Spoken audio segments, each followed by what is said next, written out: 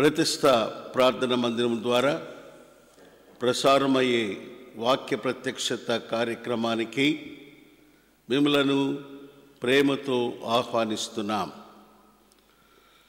ప్రియులారా, గత కొన్ని నెలలుగా ఈ వాక్య ప్రత్యక్షత కార్యక్రమంలో మనము ధ్యానించే అంశము బైబిల్లో తెలియపరచబడిన దీవెనకరమైన కుటుంబాలు. మరి ఈ దినము అట్టి కుటుంబాల్లో మరొక కుటుంబము లుదియా కుటుంబము. అపోస్తల కార్యములు 16వ అధ్యాయములో ఈ లుదియా కుటుంబాన్ని గురించి రాయబడింది. దేవుని యొక్క వాక్యం మనం చదివితే 14-16 వచనాలలో లుదియా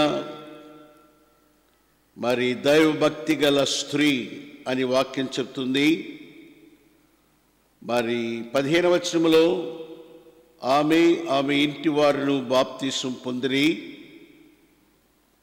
అంతేకాదు, నేను ప్రభునందు విశ్వాసం ఉంచిన దానిని నేను ఎంచితే నా ఇంటికి వచ్చి ఉండునని వేడుకొని మమ్మలను బలవంతము చేసెను.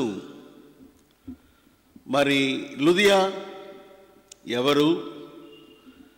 ఆమె కుటుంబము, ఆమె యొక్క సమర్పణ, భక్తి, వీటన్నిటి గురించి నేను మీతో 7 విషయాలు పంచుకోవాలనుకుంటున్నాను. మొదటి భాగంలో ఈ లుదియా కుటుంబాన్ని గురించి 2 భాగాలుగా మనం ధ్యానిస్తాం. ఫస్ట్ పార్ట్ ఏంటంటే లుదియా మరియు ఆమె కుటుంబమును గురించి 7 ఆధ్యాత్మికమైన విషయాలు.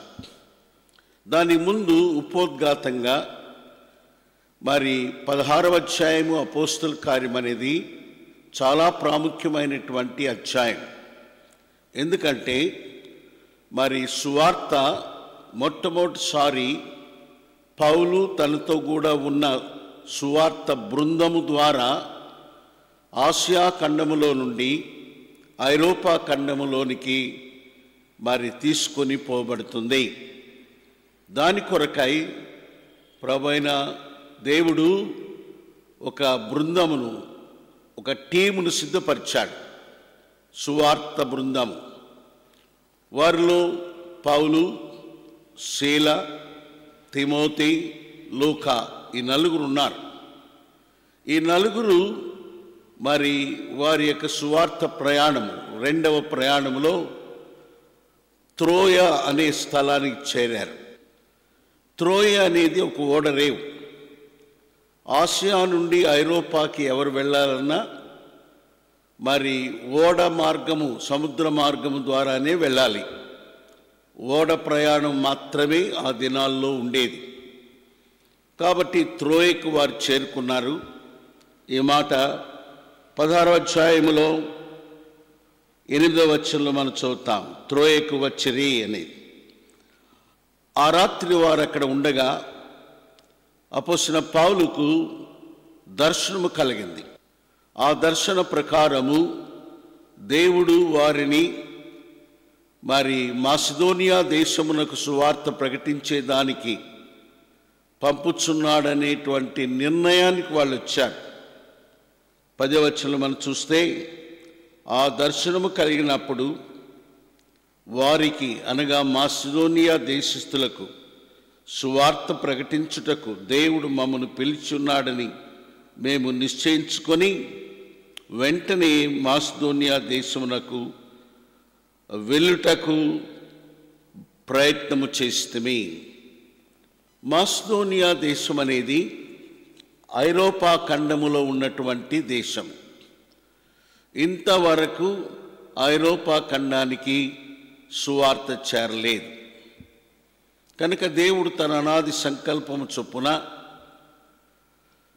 పౌలు నాయకత్వంలో ఒక బృందమును తయారు చేసి దర్శనము ద్వారా తన యొక్క నిర్ణయాన్ని వారికి నిశ్చయపరిచి మాసిదోనియాకి తీసుకెళ్ళాడు. మరి మాసిదోనియాలో మరి ఫిలిప్పి అనే మొదటి పట్టణానికి వారు చేరుకున్నారు. 11వ వచనం మనం చదివితే, ఫిలిప్పీకి వచ్చితిమి.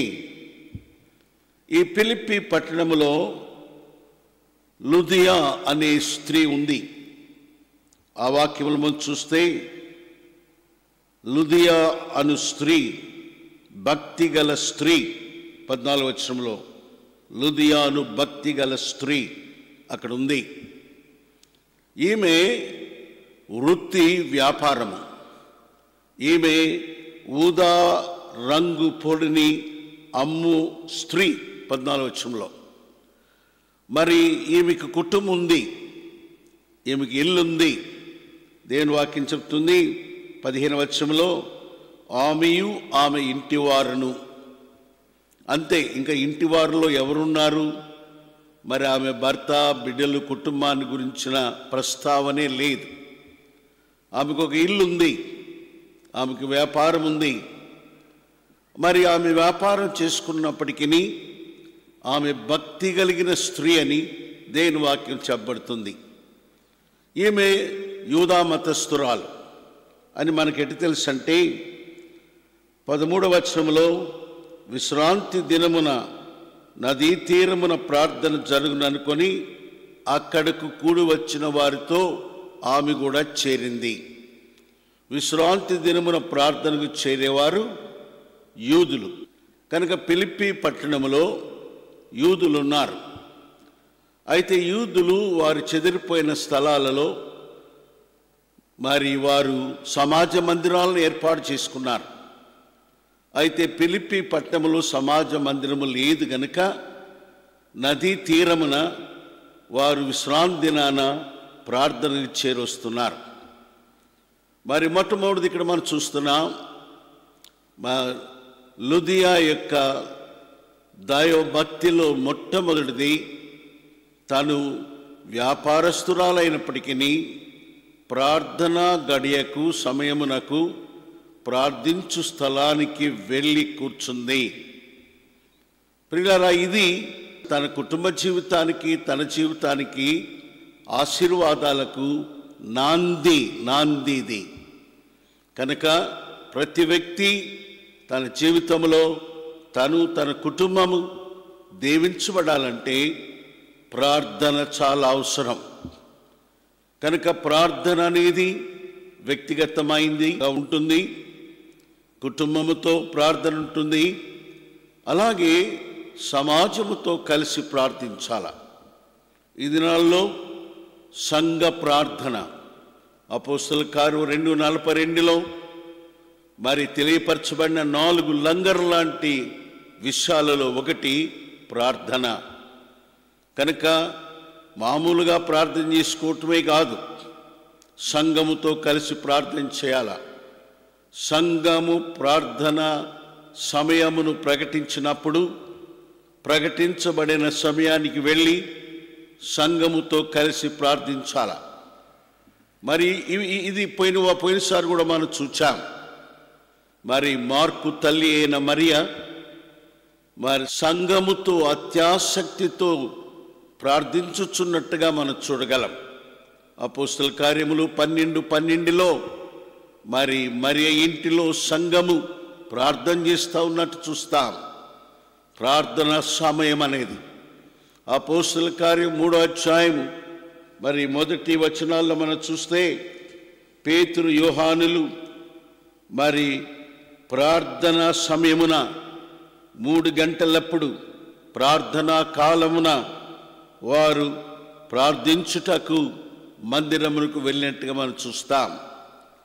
అలాగే అపోస్తల కార్యములు 10వ అధ్యాయములో మనం చూచాం, కొర్నేలి తన ఇంటి వారందరితో కూడా పగలు 3 గంటలప్పుడు ప్రార్థనలో ఉండగా దర్శనం పొందానని. కాబట్టి ప్రియులారా, ప్రార్థన జీవితము, ప్రార్థన, prayer is very very important. దావీదు భక్సింగ్ గారు భారతదేశంలో ఇతర దేశాలలో బహుబలముగా వాడబడినటువంటి దైవజనుడు. మరి ఒకసారి మరి పాశ్చాత్య దేశం నుండి వచ్చిన ఒక మిషనరీ ఆయన ఎదుకు వచ్చి, మీ పరిచర్య ఇంతగా విస్తరించటానికి మరి రహస్యం ఏంటి, what is the secret of your ministry అని అడిగితే భక్సింగ్ గారు ఏమి మాట్లాడకుండా తన 2 మోకాళ్ళను చూపించాడంట. అంటే ఈ మోకాళ్ళ జీవితమే నా యొక్క సేవ ఫలించటానికి, వృద్ధి చెందటానికి కారణమని. కాబట్టి ప్రేయర్ అమ్మాయ్యా, పిల్లలారా, యవనస్తులారా, ప్రేయర్, సంఘ ప్రార్థన. ఇది నాల్లో ఆదివారం అందరూ గుడికొస్తారు, కానీ సంఘ కార్యక్రమములో వారములో ఏర్పాటు చేసిన ప్రార్థన మీటింగ్కి ఏదో కొద్ది మంది మాత్రమే వస్తారు. అందును బట్టే నీవు ఆశీర్వాదాలు పోగొట్టుకుంటున్నాం. సంఘముతో కలిసి ప్రార్థన చేయి. ఇది నెంబర్ 1. రెండవది, ఆమె వ్యాపారస్తురాలు.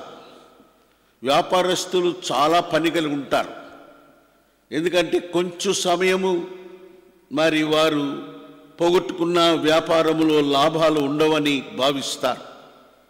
అయినప్పటికీ ఈ యొక్క సహోదరి స్త్రీ మరి వ్యాపారములో ఉన్నప్పటికీ వ్యాపారమును ప్రక్కన పెట్టి ప్రార్థన సమయానికి ప్రార్థనకు వెళ్ళింది. కనుక దేవుని ఇంటికి వెళ్ళుటలో మరి కేటాయించుకోవటం అనేది మన సమయం, మన వ్యాపారం కానీ, మన వృత్తి కానీ, ఉద్యోగం కానీ, కుటుంబం కానీ, ఏదైనా సరే మరి ప్రక్కన పెట్టాలా. మరి దేవుని పని కొరకై మనము ఇవ్వవలసిన మరి సమయాన్ని ఇవ్వటం మనం నేర్చుకోవాలి. మరి ఇది మరొక విషయం మనం నేర్చుకుంటున్నాం.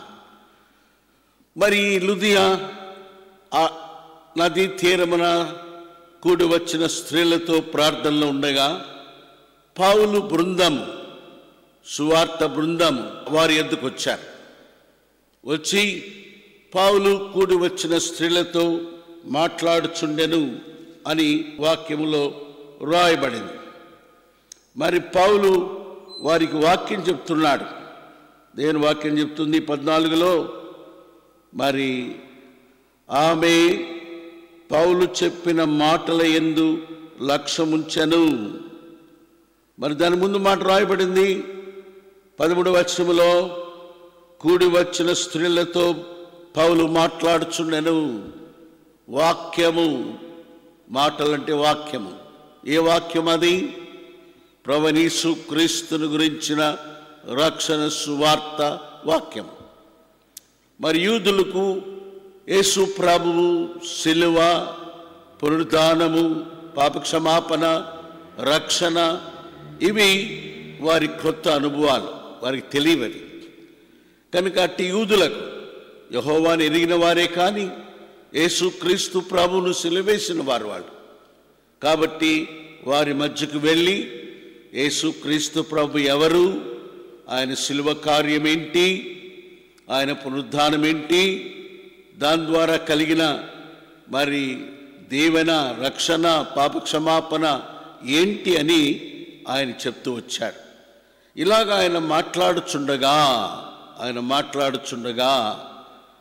ఆమె ఆ మాటల యందు లక్ష్యముంచెను అని రాయబడింది. 14వ వచనంలో పౌలు చెప్పిన మాటల యందు లక్ష్యముంచెను. ప్రియులారా, గమనించండి, మనము దేవుని వాక్యము ప్రకటించబడే స్థలానికి వెళ్ళినప్పుడు చాలా ఆసక్తితో వాక్యం వినాల. లక్ష్యముంచెను అనగా అలక్ష్యము లేదు. చాలామంది దేవుని మందిరానికి వెళ్తారు, కానీ వారు ఆసక్తితో దేవుని వాక్యమును వినరు. కొందరైతే మందిరములో కూర్చొని నిద్రించేవారుగా ఉంటారు, అనగా దేవుని వాక్యం మీద శ్రద్ధ లేదు. కొందరైతే దేవుని వాక్యం వింటారు, కానీ దాన్ని గ్రహించలేని వారుగా ఉంటారు. కాబట్టి ఈనాడు దేవుని వాక్యము, మొదటిది ప్రార్థన స్థలము, రెండవది దేవుని వాక్యము, దైవజనుల యొక్క బోధ. మరి ఆ వాక్యములందు ఆమె లక్ష్యముంచింది, వాక్యమును గణపరిచింది, వాక్యమును శ్రద్ధతో విన్నది. ఆ వాక్యము ఆమె జీవితానికి ఆశీర్వాదమైంది. మరి మూడవది ఏం చూస్తున్నామంటే, ప్రభువు ఆమె హృదయమును తెరిచెను అని రాయబడింది. ఆ వాక్యము 16వ అధ్యాయంలో 14వ వచనములో మధ్యలో ఉంది. ప్రభువు ఆమె హృదయమును తెరిచెను. ప్రియులారా, ఇది చాలా ముఖ్యమైనది. దేవుని యొక్క వాక్యము ద్వారా ఆమె హృదయము తెరువబడింది. హృదయములు తెరువబడుట, మరి హృదయము తెరువబడితే మరి జీవితంలో కలిగే ఆశీర్వాదము ఎంత గొప్పదో మనం చూస్తాం. యేసుప్రభు అన్నాడు, ప్రకటన 3వ అధ్యాయం 23వ వచనములో లౌదీక సంఘానితో మాట్లాడుతూ, ఇదిగో నేను తలుపును చేరి తట్టుచున్నాను, ఎవడైనా నా స్వర విని తలుపు తెరిచిన ఎడల నేను లోనికి వచ్చి. ఏ తలుపు అది? హృదయం అనే తలుపు. అంటే ఇది జీవితంలో, అంటే హృదయము దాని తలుపు ఉంటుంది అని కాదు దాని అర్థం. నీ జీవితంలో దేవుని వాక్యమునకు, ఆయన స్వరానికి లక్ష్యం ఉంచితే ప్రభు నీ జీవితాన్ని తన కొరకై తెరుస్తాడు. దేవుని వాక్యం చెప్తుంది 1 కొరింథీ 3:16లో, మీ దేహములు దేవునికి ఆలయముని మీరు ఎరుగరా అన్నాడు. కాబట్టి బైబిల్లో పౌలు 19వ అధ్యాయం అపోస్తల కార్యం 1-2 వచనాలు ఏముంది? మీరు పరిశుద్ధాత్మను పొందితిరా అని అడిగారు. ఏంది ఇవన్నీ కూడా? ఇవన్నీ కూడా మన జీవితము దేవునికి ఆలయమవుతుంది. దేవుని ఆత్మ మన జీవితంలో చోటు చేసుకుంటాడు. కనుక హృదయమును తెరచుట చాలా ముఖ్యమైనది. కాబట్టి ప్రభు పౌలు ద్వారా, వాక్యము ద్వారా ఆమె హృదయాన్ని తట్టాడు. ఆమె హృదయము తెరువబడింది. కాబట్టి హృదయము తెరువబట్ట వలన ఏముంది హృదయంలో? దేవుని వాక్యం చెప్తుంది. ఇర్మియా గ్రంథము మరి 17వ అధ్యాయములో దేవుని వాక్యం చెప్తుంది, హృదయము ఘోరమైన వ్యాధి కలది, దాన్ని గ్రహించువాడు ఎవడు అని దేవుని వాక్యము సెలవిస్తుంది. కనుక ప్రియులారా, హృదయం అనే మరి తలుపు తెరవబడినప్పుడు హృదయములో ఉన్నటువంటి పాపము అందులో ఉన్నటువంటి మరి దేవునికి మహిమకరము కాని జీవితాలు అన్నీ మార్చబడతాయి. కనుక మరి హృదయము తెరవబడిందా? మూడవది హృదయము తెరవబడుట ఆమె జీవితములో కలిగిన మూడవ ఆశీర్వాదం. మరి హృదయము తెరవబట్టం అంటే ఇక నీకు రక్షణ రావటం. హృదయం తెరవబట్టం అంటే ప్రభు ప్రకటన 3:20 ప్రకారం నీలోనికి, నీ జీవితంలోనికి రావటం. అంతేకాదు, హృదయం తెరవబడిందంటే నీ దేహము పరిశుద్ధాత్మకు ఆలయమైంది. కనుక ఎప్పుడు ఇవన్నీ జరుగుతాయి? అదే రక్షణ దినం, అదే తిరిగి జన్మించిన దినం, అదే నీ పేరు పరలోకములో రాయబడిన దినం, జీవగ్రంథములో నీ పేరు రాయబడిన దినం. కనుక హృదయము తెరవబడింది. వెంటనే వాక్యం చెప్తుంది, మరి ఆమె బాప్తిసం పొందింది. ఇది 4వ విషయము. అపోస్తల కార్యములు 16వ అధ్యాయములో ఆమె బాప్తిసం పొందినట్టుగా దేవుని వాక్యము మనకు తెలియపరుస్తుంది. లుదియా బాప్తిసము పొందెను. 15వ వచనం, బాప్తిసము పొందింది. ప్రియులారా, ఇక్కడ ఇంకో మాట చెప్తున్నాను. బాప్తిసం అనేది దేవుని వాక్యము చెప్పేటువంటి చాలా ప్రాముఖ్యమైన అంశం. బాప్తిసం అనేది మరి మన పాప క్షమాపణ నిమిత్తము మనమిచ్చే సాక్ష్యం. చాలామంది బాప్తీసం తీసుకుంటారు. కొందరు మరి ఏదో సంఘ సభ్యత్వానికి మరి తీసుకోవాలి కనుక తీసుకునేవారు కొందరు ఉంటారు. కొందరైతే పెళ్ళి వివాహానికి బాప్తీసం తీసుకునే వాళ్ళు కొందరు ఉంటారు. కొందరైతే అసలు నీటి బాప్తీసమే లేదు, మరి జెండా కింద ప్రమాణం చేసేవాళ్ళు ఉంటారు. కొందరైతే మరి క్రిసనింగ్ అనగా చిన్న పిల్లలుగా ఉన్నప్పుడు ముఖం మీద నీరు చల్లటం, క్రిసనింగ్ అనగా అడల్ట్ బాప్టిజం కాదు. అది బైబిల్ ఏం చెప్తుంది? పేతురు ఏమన్నాడు? అపోస్తలుల 2వ అధ్యాయంలో 38వ వచనంలో, మీరు మారు మనసు పొంది పాప క్షమాపణ నిమిత్తము మీలో ప్రతివాడు బాప్తిసం పొందాల. మరి ఈ బాప్తిసం అనేది చాలా ముఖ్యమైనది. అపోస్తల కార్యములు మరి 8వ అధ్యాయంలో ఫిలిప్పు, సువార్తికుడైన ఫిలిప్పు సమరయలో ఉన్నప్పుడు దేవుని ఆత్మ ఆయనను మరి యెరూషలేము నుండి గాజా వెళ్ళి అరణ్య మార్గంలోకి వెళ్ళమన్నప్పుడు అక్కడ రథం మీద వెళ్ళేటువంటి ఐథియోపియా దేశపు మంత్రి అయినటువంటి కందాకే క్రింద ఆర్థిక మంత్రిగా ఉన్నాడు. ఆ వ్యక్తి దేవుని వాక్యం చదువుతున్నాడు. ఫిలిప్పు ఆ వాక్యములో నుండి ఆయనకి బోధించాడు. వెంటనే తనే రథం ఆపమన్నాడు.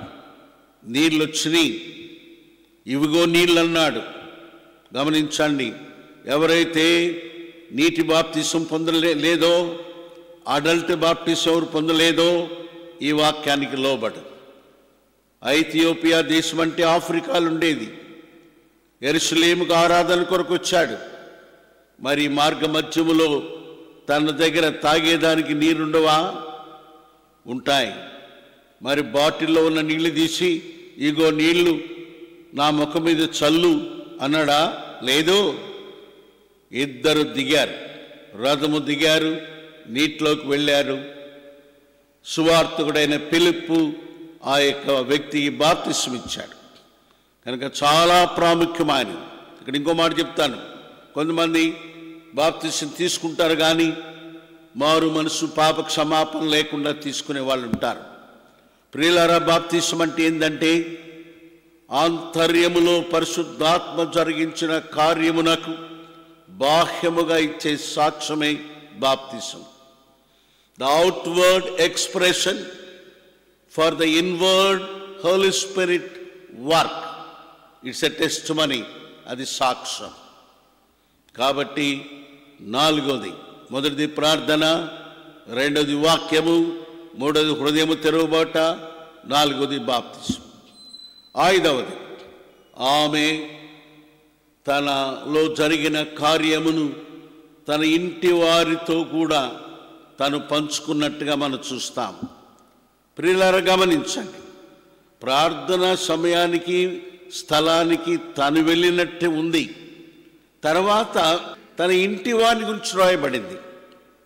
అంటే ఆమె అక్కడి నుంచి వచ్చేసి తన ఇంటిలో ఉన్న కుటుంబ సభ్యులతో ఈ సువార్త మనం పంచుకుంది. తనలో జరిగిన, ఎందుకంటే ఆమె వ్యాపారం చేస్తూ ఉంది. ఆమె ఆ ఇంటి మీద తను మరి అధికారిగా ఉంది అనగా ఆమె సమస్తాన్ని జరిగించినట్టుగా మనం అర్థం చేసుకోగలం. కాబట్టి ఇంటి వారందరినీ మరి తన అనుభవంలోకి తీసుకొచ్చింది. ఈనాడు చాలా ఇంపార్టెంట్ కనుక పిల్లారా, బైబిల్లో మరి దీవించబడిన కుటుంబాలలో ఇదొక కుటుంబం. ఇది లుదియా కుటుంబము దీవించబడింది. ఆమెలో జరిగిన కార్యము తన కుటుంబములో. అందుకని దేని వాక్యం చెప్తుంది?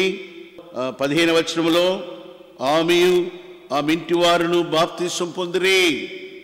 కనుక ప్రియులారా, మరి ఇంటిలో ఎవరు మరి గృహాన్ని నిర్వహించే వాళ్ళు ఉన్నారో, మరి తండ్రి అయినా తల్లి అయినా మిగిలిన వారి విషయంలో బాధ్యత తీసుకోవాలా. కనుక కుటుంబం అంతా కూడా రక్షణలోకి రావాలా, కుటుంబంతా కూడా మరి బాప్తిసంలోకి రావాలా. ఇది మరి కుటుంబమును రక్షణలోకి నడిపించుకుంటుగా దేవుని వాక్యం ఇదే చెప్తాది.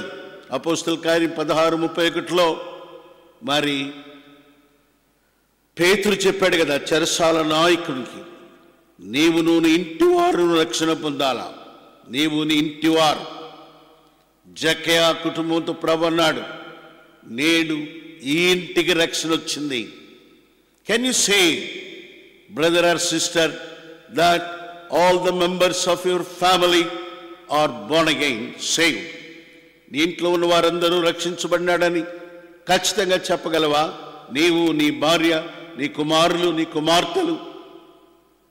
ఈ దినాల్లో క్రైస్తవ యవనస్తులు రక్షణ లేని వారుగా లోకములో తిరుగుతున్నారు. కాబట్టి కుటుంబ రక్షణ చాలా ముఖ్యమైనది. ఇది 5వది మనం చూస్తున్నాం. 5వది.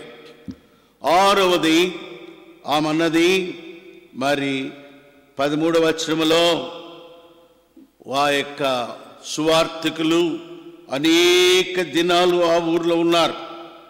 అనేక దినాలు 18వ వచనం మనం చూస్తే అనేక దినములు పౌలు బృందము ఫిలిప్పి పట్టణములో సేవలో ఉన్నారు. వారికి ఆ ఊరు క్రొత్త. ఎక్కడున్నారు వారు? దేవుడు ఆమెను వాడుకున్నాడు. ఆమన్నది, నేను ప్రభువునందు విశ్వాసము గలదానని మీరు ఎంచితే 15లో నా ఇంటికి వచ్చి ఉండుడని వేడుకుంది. తనకు పెద్ద ఇల్లుంది అక్కడ, ఇంతమందికి ఆశ్రయం ఇవ్వగలిగిన ధనికురాలు, వ్యాపారస్తురాలు. ప్రియులారా గమనించండి. కనుక ఈనాడు నీ హృదయం తెరవబడితే నీ ఇల్లు తెరవబడాల. ఎస్, నీ ఇల్లు తెరవబడితే నీ ఇంటిలో దేవుని దాసులకు ఆతిథ్యము, దేవుని యొక్క సువార్తకు ఆస్కారం. Open your house for God's work, for the ministry. God will bless you. దేవుడు నిన్ను దీవిస్తాడు. ఇంకా చివరిగా 7వది, ఆ ఇల్లు తర్వాత సంఘమైంది. ఎటు చెప్పగలం? 40వ వచనం మనం చదివితే, లాస్ట్ వచనం మనం చదివితే, పౌలు శీలలు ఫిలిప్పీలో చెరసాల్లో ఉంచబడి విడుదలైనప్పుడు 40వ వచనములో వారు చెరసాల్లో నుండి వెలుపలికి వచ్చి లుది ఇంటికి వెళ్ళిరి. అక్కడ సహోదరులను చూచారు. సహోదరులు అంటే ఆమె ఇంటిలో సహోదరులు ఉన్నారు. అంటే సహోదరులు సంఘాన్ని సూచిస్తుంది. అనగా there is church in the house of Lydia. అనగా లుదియా ద్వారా ఫిలిప్పి పట్టణంలో సంఘం ఏర్పడింది.